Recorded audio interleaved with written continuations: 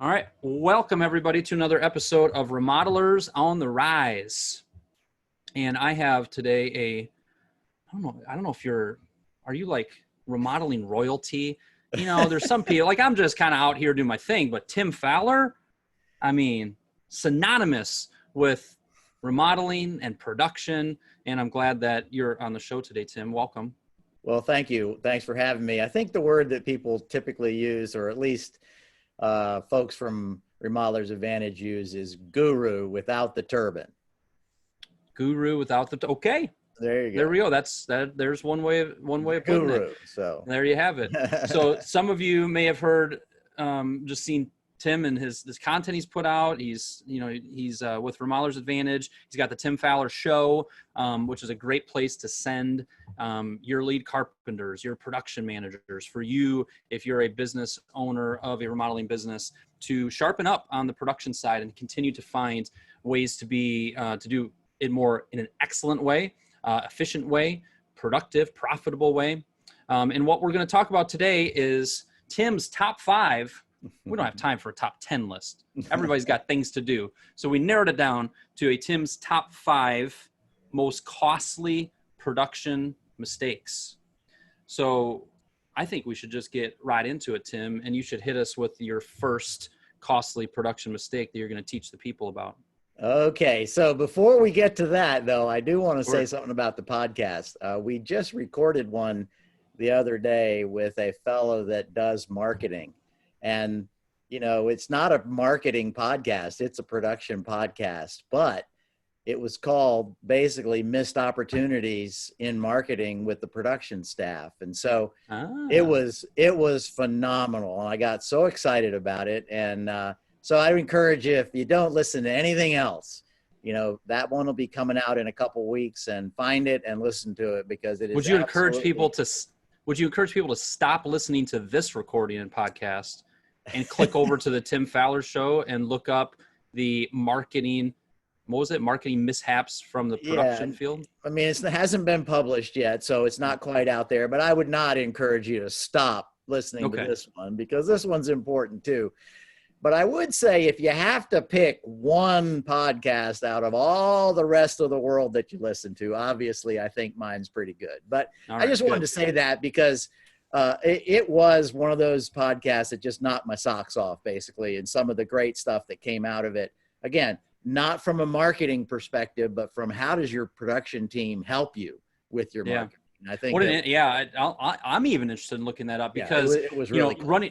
Running a successful remodeling business is not about some magic bullet, I found the one thing. It's a combination of a lot of little things. It is your production team and the experience that they deliver to the client does just as much, if not more, for repeat work, referral work, for the strength of your business.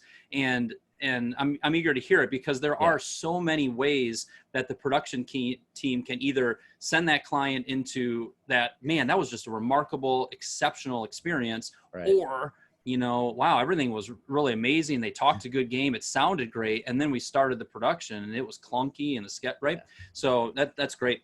And you gave me, that comment leads me right into my first production thing that I think is there are at least 2 that occur previous to actually getting the job started. And the first one is not uncommon. People will understand this, but it's that lack of good information coming from the sales, design, estimating team to the production team.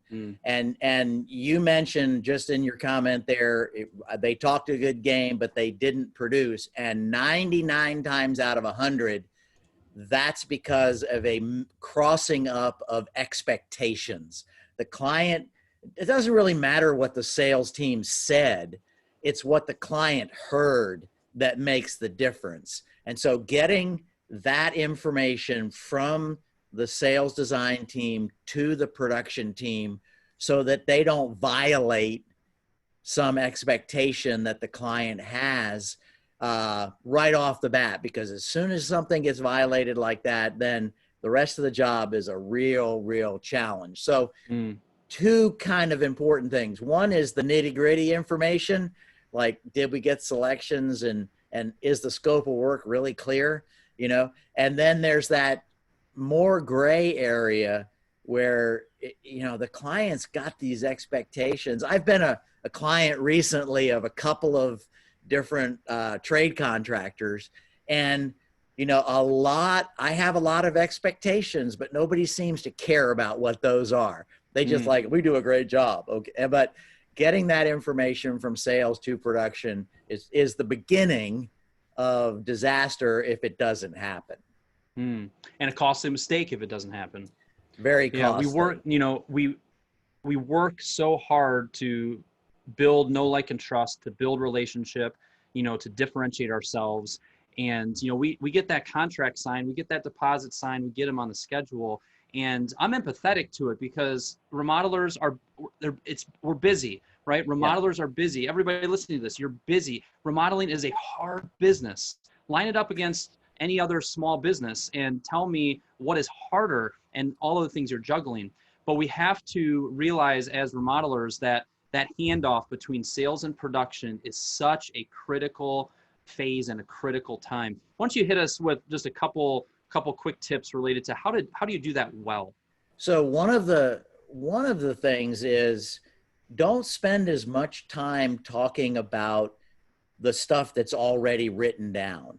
We're going to assume that everybody that works for you can read, they know how to look at plans, they've got, as much documentation as is available. Focus on the stuff that's not written in the contract language. Things like, who are these clients? What do they do for work? Will they be home? Which relates a little bit to this COVID thing, right? Everybody's going to be home now. It's going to get worse and worse. And there's going to be a time when... Wait a minute. You don't like working on a job site where the homeowners are around all day? As little as possible. Okay. But the idea that Bill's going to be working from home now and is going to be doing video calls and we're going to be banging in the background and he doesn't realize how noisy that really is, that's going to impact the client satisfaction. So all those little things that we kind of take for granted that clients don't understand, that aren't written in contract language or aren't on the plans, sales needs to get them over to the production team. The other thing I alluded to is just what is the client expecting? And again, I just don't think that's on too many people's agenda for that handoff meeting. It's the plans, the scope of work, selections, those sort of nitty-gritty things. But I don't know too many people that are saying, like, what did you find out are the client's expectations, right? Because one of the things that's really important to remember is sometimes sales sets those expectations directly. And so we need to be careful about that. But sometimes those expectations come from the internet, from the TV, from magazines, from other friends of theirs. And unless the sales team finds out what those things are, we're very, very likely to violate them when we get into the production side of it. So I think examples such as start and stop time, where we're going to put vehicles, are we cleaning out the room? Just all of these little things. Yeah, but also things like, what have you heard? So what are some horror stories you've heard about other remodeling projects? Oh, my friend told me that their client, their contractor did this and this and this. Okay, write that down, put that on the list. Okay, don't do this. Be sure, even if it's okay to do it, don't do it on that client's that client's get to know property. Them. I mean, just that thought of asking, or sharing, team, yes, the scope of work. Let me just tell you about the client. I've learned a lot about this client. Yes. I've learned a lot about the dynamic between the husband and wife. I've learned a lot about how they asked me 4 times about what's going to happen with their pets during this. Correct. Yes. And so I think it's a great reminder. Anybody that's listening to this, that should just pop that up to the priority list of, I need to be more thorough. And then even just the basic blocking and tackling of, Tim used the phrase, pre-construction meeting. We think about this meeting. We're skipping that meeting too often, people. Yeah. We are not giving that the diligence and the attention and the time. And Tim, I'm going to ask you this question. 1 hour spent on a pre-construction meeting equals how many saved hours during the project? What's your Oh number? boy, I honestly can't put a ratio on it. The way I've always thought about it is, let's just pretend you spend 3 hours doing it. How much does that cost you, right? So let's say it's $50 an hour cost for a carpenter or a project manager, $150. They're not working on site. That's $300. Do you suppose you're going to save $300? If I had any way to guarantee it, I would, right? I could guarantee you'll save $300. Anybody that thinks about it logically, understands that great planning creates great performance. So the example I like to use, I visited Hoover Dam several years ago now, and I think it was the last government project where they came in under budget and under schedule. Okay. But they spent 2 years planning how to build that dam, and they came in under budget and under schedule. Okay. I got to see, the correlation that goes on there. Good. All right. So that was number one. Give us our second costly production mistake. It leads me into number two, in the sense that too many jobs, they have that meeting in the office, they meet, they talk about the job, but then they don't give the person who's planning the job, who's going to execute the job, enough time to do their own planning. They hand them documentation, they hand them a schedule, they hand them a list of materials, they give them a list of subcontractors, and they say the job's going to start a week from Monday, or even next Monday is probably even a better illustration. More realistic, yeah. And what tends to happen is the person who's going to manage that project, whether it's a lead carpenter or a project manager, doesn't do anything with that documentation until they're on the job site. So the way I like to look at this is, back just a few years ago, I was actually out in the field building things for my own business. Okay. Consulting had dropped a lot because of the recession. I was out building things. And the way it worked for me was, I would meet the client. I would talk with the client a lot. I did the designs. I met the cabinet person that was providing cabinets. I met all the trade contractors before the job ever started to get pricing from them. And so when I showed up on the site, I was, to work, it was like, wow, I've already done this job several times in my head. And so what we want to try to recreate for that job manager is this whole thing of getting the juices flowing before they start the project. How's the schedule going to go? Who are my trade contractors? What are my materials that I'm going to need? What are some of the challenges I'm going to face? All those kinds of things. And so getting the lead carpenter, getting the project manager to stop what they're doing, sit down, and literally plan the entire job out.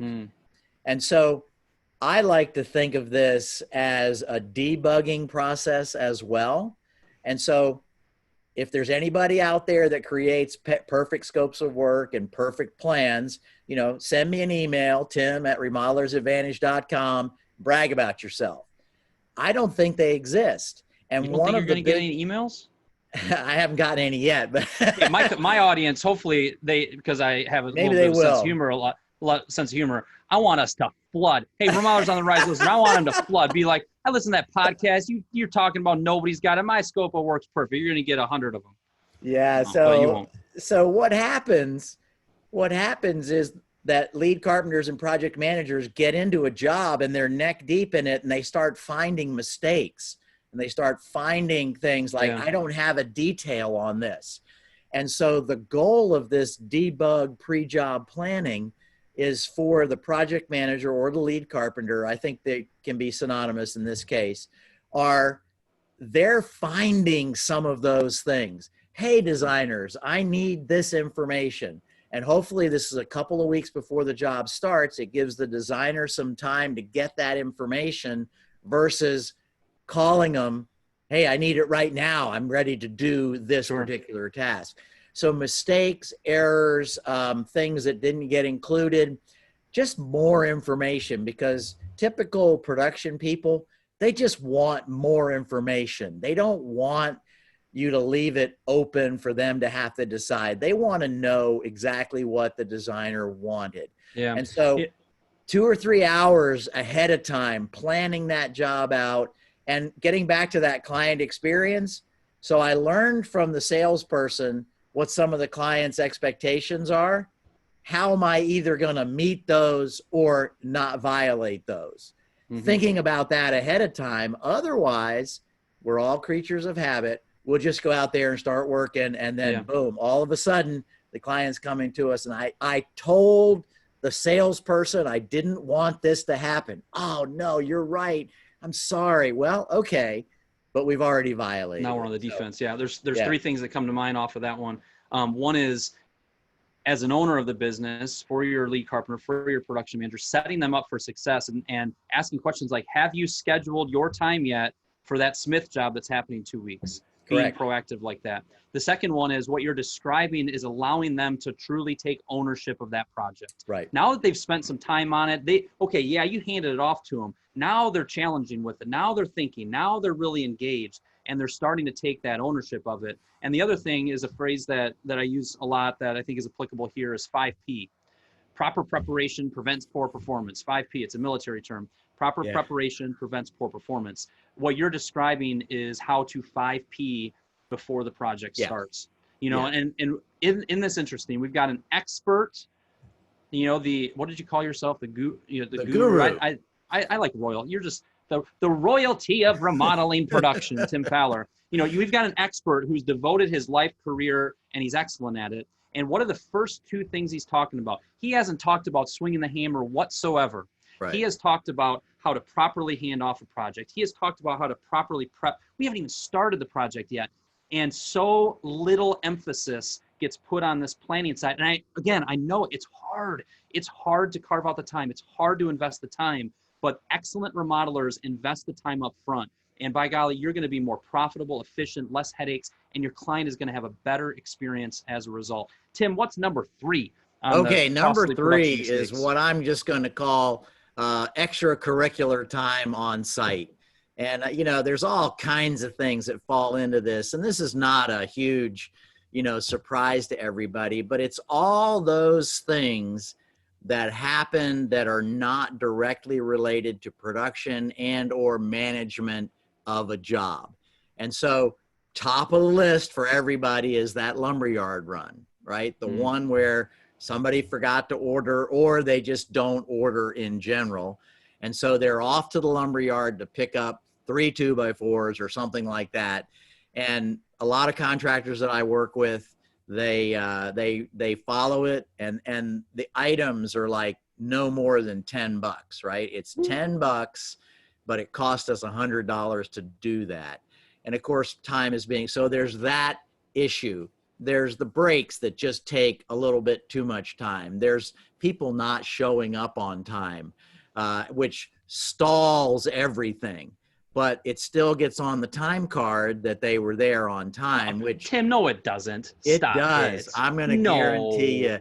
So if those of you who are listening to this, if you can work it into your budget, get electronic time cards working, because they do a great job of tracking really good time in terms of when people are really working and when they're not. And it's not a big brother thing. It's just easier for everybody, especially if it downloads to whatever your accounting system is. But again, the technology is helping us with that. But I think just all the different things that happen on site that are just time suckers are really, really important to watch, because labor is where we struggle the most hitting budgets, and where we often lose the most in terms of our, the net profitability. We lose tons of money because of labor issues. So costly production mistake. You're talking about just we need to be more aware of it. We need to watch this extracurricular time. This 4 minutes late showing up, which translates to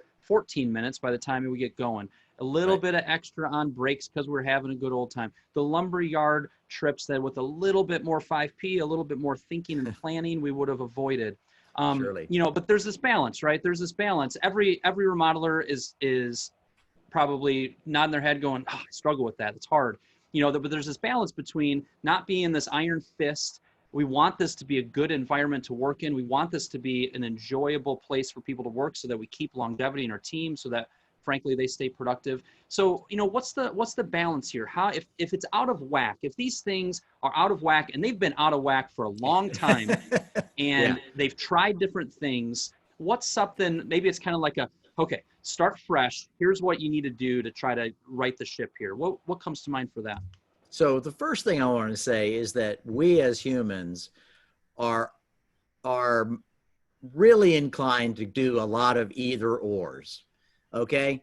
And the scenario you just painted was an either or. Either I have a great culture or I beat people up about their time. And not true. So a great culture can be, man, we get 8 hours of work out of every single day. We have fun at lunch. We have fun afterwards. We have fun before. We have fun while we're working, but we work hard and we get a lot done. So I think just get it out of your mindset that you have to be a bad guy, that you have to be, you know, mean about this. But I do think there is the need for owners and managers, particularly on-site managers. It's hard for the business owner to really set this example, but getting the people on site, like a lead carpenter, like a project manager, to really get serious about these things, but also then be able to have some fun as well. And setting up the guidelines. I mean, I think one of the great guidelines is, and I don't know if anybody from the labor department's listening in, but one of the things that I think works really well is you show up early and you set up your tools on your own time. Work starts at 8 or 7, saws, hammers, whatever the time frame is. We pay you to wrap up, clean up, that kind of thing towards the end of the day. People bringing their lunch, you know, is another one of those things. Bring your lunch to work, because going out for lunch in almost every major area, even in a small town like mine, it's more than 30 minutes to go get a sandwich and come back. And so there's things like that that people need to be encouraged to do. And I think too, you can have some fun with it. The lumberyard thing, a lot of the production managers that I work with around the country have done what they call mini games. It comes from the great game of business. And they just play a game with everybody. They say, okay, you know, in the month of May, we made, you know, 75 trips to the lumberyard. So what do you think and it cost us $100,000 to do it, or some crazy number like that, whatever the number really is. They get the team to focus on what's a realistic goal. It's probably not 0.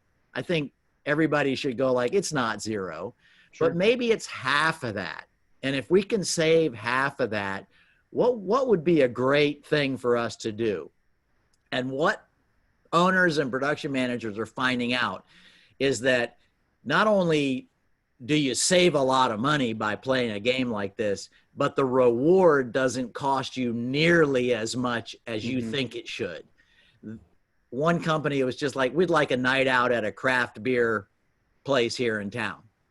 They did it, took everybody out. It might have cost them $400 or $500 to buy everybody beer for the night. How much did they save? They saved a huge amount. One company. So, gamify it, motivate. Have some fun with this. Like if we can bring these budgets in, you know, it's just a lot of, we don't have time to get into all the details, but having a fun way of dealing with these kinds of things is a great way to do it. You know, and the that example you just gave is identical to one of my longtime clients, Oddfellows Contracting up here in Michigan, and it was pretty much what you're describing. Guys, we had 80 trips last month. Can we cut that in half this month? If so, I've got some crisp $100 bills that I'm going to be passing out. That's what he said. You know, so after years of trying guys, let me tell you why it costs this much. Do you understand the opportunity cost? Do you understand the start and the stop? guys, the slippage, the amount of money we're losing here, just trying everything and anything, tried to kind of gamify it and a little bit of like, hey, incentive.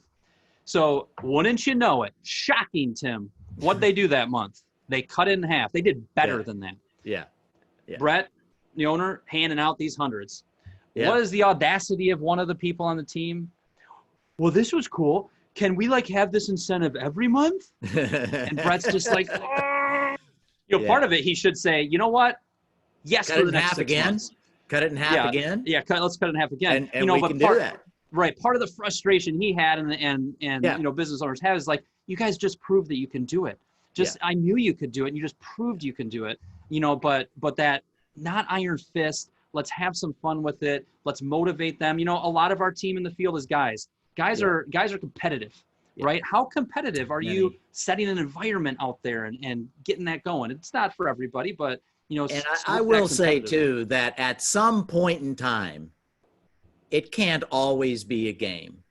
At some point in time, business owners need to say, look, here is your personal improvement plan for showing up on time. Let's talk about it. If you don't improve, I have another guy that wants your job. So sometimes it does have to get down to that. But I think in general, we want to create that atmosphere where people enjoy helping the company be successful. Yeah. You think, and I'm glad you added that at the end there, because you think of any coach, if you've ever been on a sports team, right? I think of a Phil Jackson. I think of, some of these coaches we know. Yep. He's got 20 different levers that he can pull to motivate. And what you just described was, I got the iron fist. I've got the ultimatum. I've got this. I've got the playful. I've got the competitive. And I think it's got to be the same thing when you manage a team in the field, when you manage a business. You've got to be deft at understanding you got to know your people, which means you've got to sit down one-on-one with your people. You talk about a personal improvement plan. That's another investment of time that's going to pay itself back. Yeah. It's huge. So, but it has to be done sometimes. And sometimes it works really well and sometimes it doesn't work. And you do have that shift in, membership of the team, I guess. There you go. We'll put it that way. These first 3 were good, Tim. You got 2 more, you're telling me? I got 2 more. We could. Well, yeah, you got 40. You got 40 more, but we're just doing 5. So the fifth, the third, fourth one here. Let's say fourth one, I think, is the change order process. This is something that people have been struggling with for years. It's amazing how many people I still run into that we don't do change orders. We just kind of throw everything in and, all those kinds of things. And so, it's a simple thing to say, just write change orders, but it's a little more complicated to not only get the right markup on them so that you're getting the same profitability, because many companies, again, it's amazing to me how many, they'll mark their original job up maybe 50%, maybe 60%, but a change order only gets marked up 20% so they can show that to the client. Yeah. And too many of those change orders, the entire profitability of the job just erodes. So they've basically given away all their net. There is no more net because the client made a bunch of change orders.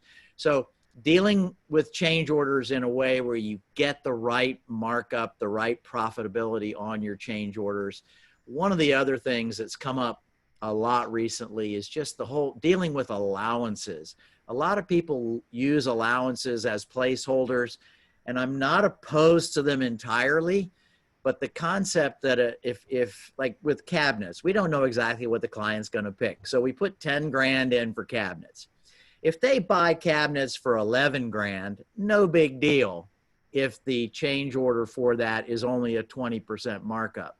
But if they pick cabinets for 20,000, now that only 20% in the allowance really does impact everything else that goes into that. So the idea of getting allowances a little closer to what the client will really pick, and then that change order on allowances is a little more palatable for everybody, and it works a little bit more effectively.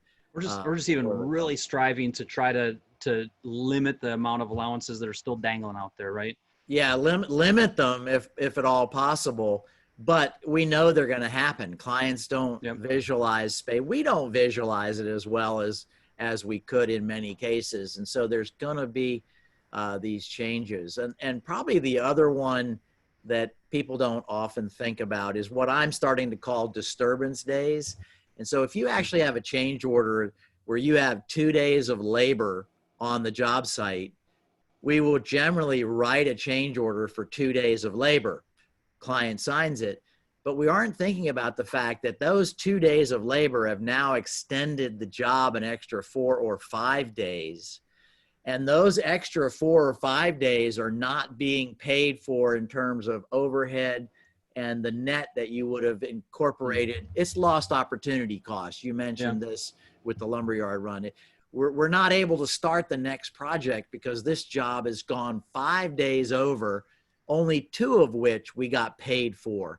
And so you may not be able to get all your money for those extra 3 or 4 days, but get something for it because it is impacting the overall ability of the company to do the revenue that they need to make all the numbers work and show and a real profit. when you say going back to the proper markup, you know, the reason that we put the 20% in is all of a sudden now we got to be transparent with our markup, but we don't want to surprise them with the 60% because then it's going to open up another can of worms. So what's your vantage point, or how do we go about making sure we have the proper markup? Well, I mean, I guess I lumped it all into one thing. The allowance problem is a real challenge because the clients are typically seeing the real cost of a product. And so if they see that the cabinets cost $20,000, so they've got a $10,000 increase, and you now charge them another 15, you know, or you charge whatever it is, the math, 15,000 for it, they're going to go, whoa, wait a minute. That, you know, that shouldn't be. Tell me more. Yeah.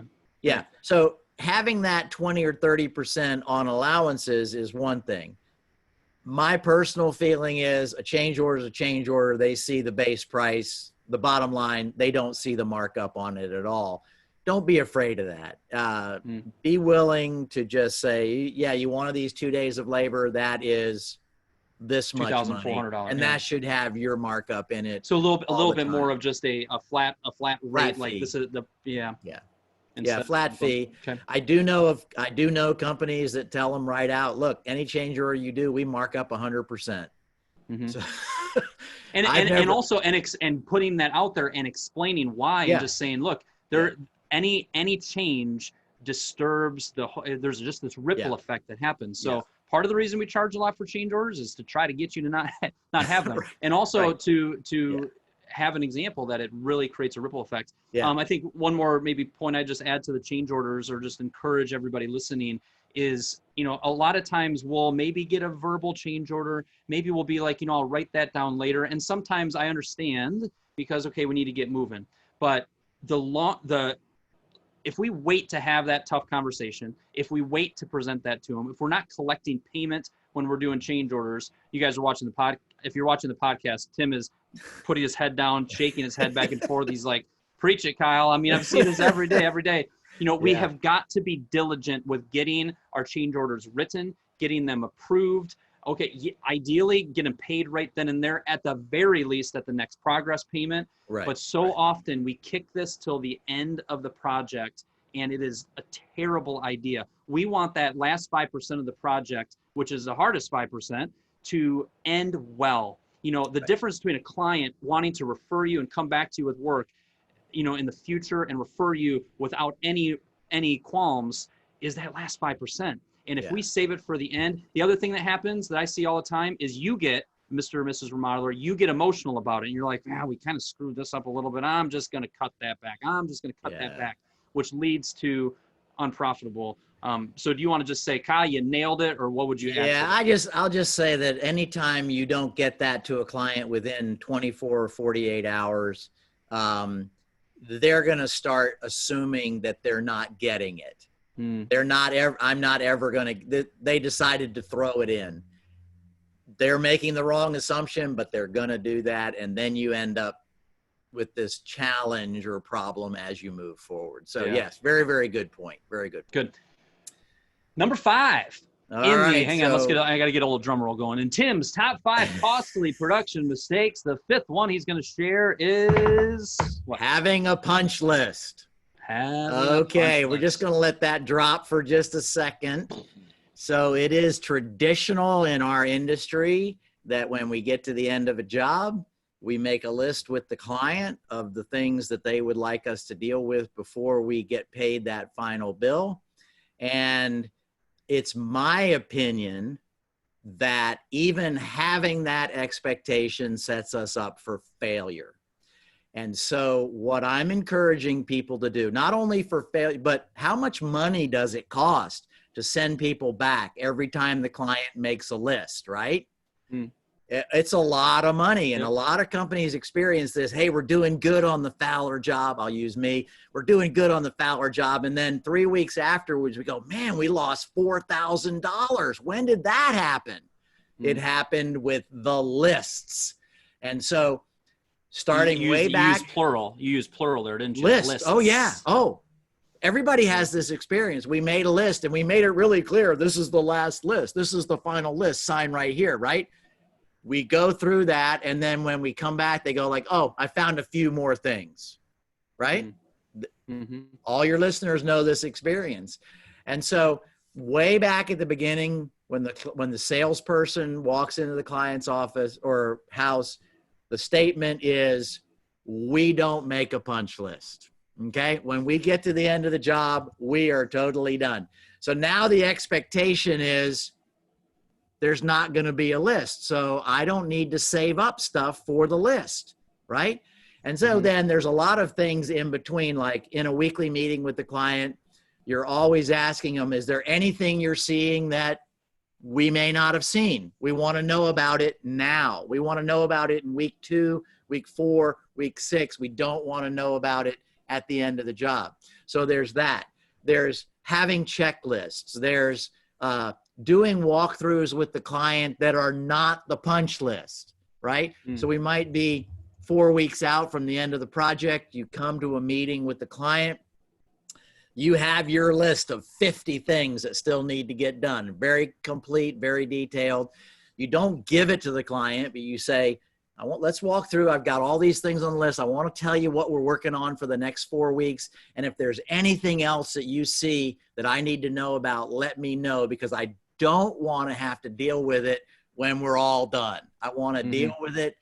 You know, you're not ignoring the client. You're not letting them participate, but you're getting them to participate on your terms, or in my case. And frequently. And as frequently as you can. And so there's all kinds of ways to do this, but I'm just, you know, I joke about the fact that I want on my tombstone, Tim eliminated punch list from our vocabulary or something like that, because it's such a, I can't say it, it's a crazy idea. All right. Were you going to swear on Remodelers on the Rise? No, I was going to say stupid, but I was told a while back, never say stupid, you know, but anyway, all right. But it's just a crazy idea. And because, you know, you never, like, I bought a new car a couple years ago, and the salesman didn't come to me when I went to pick it up and say, hey, Tim, I got a roll of blue tape here for you, and I want you to go around and tape everything you want us to fix before you drive away. What did he do? He sat down with me in the car. He even said, you look good in that seat. I went like, oh, cool. I look good in that seat, right? And so then he went through, like, how does this work? How does that work? All this kind of stuff. And that's the way I envision that final meeting with the client. Not making a list, but as one company calls it, a celebration. We're going to meet. We're going to talk about what an amazing project this was. We may even have balloons. We may have champagne. Praise them for spending $500,000 to do this great work. This was fantastic. Anyway, so that whole concept of getting rid of that thing, there are very specific things that have to be done to make it happen. And what I'm told from people who have done it, that it might take up to a year for a company to kind of shift the culture. Because I've said it, everybody listening to this has said it, oh, we'll catch that on the punch list. Oh, we can't say that anymore. We have to deal with it right now because guess what? There isn't going to be a list. Interesting. So that's a big one for me, both client satisfaction. Think of it this way too. Imagine you get to the end of the job, there is no punch list. What's that client going to tell their friends? Right. You wouldn't believe it. There was no list. It was fantastic. Somebody's going to call you and say, charge me whatever you want. I want you. You know? So you're blowing up the term punch list, it's one of those things that, well, of course we have, I think if you asked, if we had all our listeners right here and you just kind of started out before you said that and just said, well, who here, has a punch list at the end of their job? Everybody go, to take the idea and to flip it on its head of going, no, our goal is to have no punch list. But the other thing that I heard was, it's not because there's not going to be little things. It's not because of that tape. It's not because that drywall is just not right. All of those things are still there. It's just that we're knocking them out as we go, which, by the way, it's a lot easier to knock it out before we move on to the trim stage, before we move on to this. So it's an attitude adjustment. It's a culture.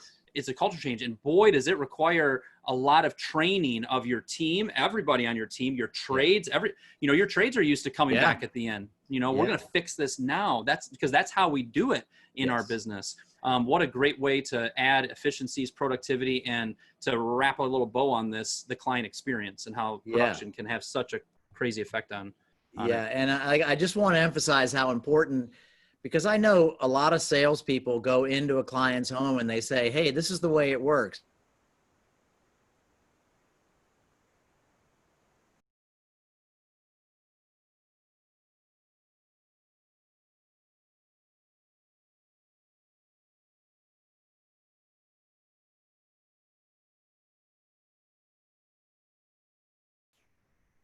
Come on, Zoom. Well, we had a freeze there. So I hardly ever edit things, but we'll edit that out. Where I was I shared my spiel, and then you were start again where you said salesperson. Okay, so probably one of the biggest challenges is the salesperson way back at the very beginning will tell the client, kind of making it sound like we're taking care of you. They'll say, and when we get to the end, you don't have to give us that last payment until we make a list, you make a list. And then when we finish that list, the final payment will be due. So the client is saving up for that list, and they feel like they've failed unless they make a list, even if it's the littlest little thing. And so getting it to start at the sales process and training, like you said, training everybody through the whole process to think no list,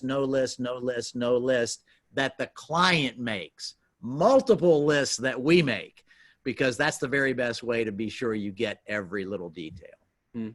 Excellent. Tim, those were great. Something I like about the way that you teach, that I like, we saw, I guess we got reconnected at the International Builders Show at the start of the year, back when people went to things and it seems like so long ago, but it was back in January or whenever it was. And we caught each other in the speaker room, and I just wanted to have you on the podcast because, everything you mentioned today is not rocket science, right? Everything that I teach in my coaching is not rocket science. It's practical. It's perhaps simple ideas, concepts, but it's hard. It's hard, and I think the cap that I would want to put on it. So I'll end with this. I want you to share, after I share mine, I want you to share, hey, if you heard nothing else during today's podcast, here's the big takeaway, Mr. and Mrs. Remodeler, I want you to hear, and then I want you to give your URLs and stuff. And then I'll just kind of share my big takeaway. Honing your craft, this idea of becoming a better manager of your team. If you're a lead carpenter, or if you're a project manager, or if you manage those people, helping them become better, it's never going to end. It's always going to 2025, 2029. You're never going to get there. You're dealing with people. That's the cool aspect of the remodeling profession is it's always new. It's always fresh. But wow, is there a lot of honing your craft, improvements you can make, ways of phrasing things. It's going to be never ending. And I think what you brought up today and just what you do in your work is just really teaching people how to continue to iterate, improve, and just get better. So I appreciate that. And I think you nailed it on these items. So what would be if you heard nothing else, here's one reminder or thing that I really want you all to hear, and then share how they can listen to your podcast, et cetera. Okay. So the way I would put it is plan for success. So from the very beginning, what has to happen to make this job successful? When the project manager, lead carpenter does their planning, how do they plan for it to succeed instead of just let's see how it goes? Change orders. What's the plan for those to be successful? The punch list, certainly. What's the plan for making that to work? So I would say, because an awful lot of what production does is let's see what happens today.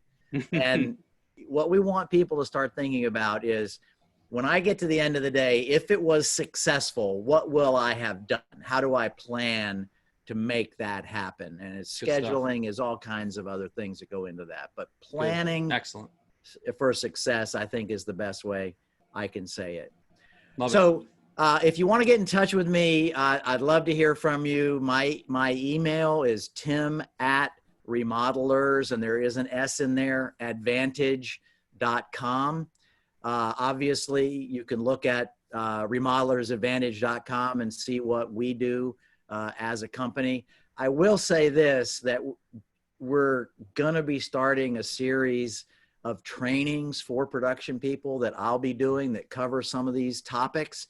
If you're tired of talking about it and you want somebody else to talk about it, just look on our webpage. It's called a strategic action group. It's kind of a term that we have, but those are listed there, and you're more than welcome to sign up for those. Excellent. And participate in those. And then your podcast is called?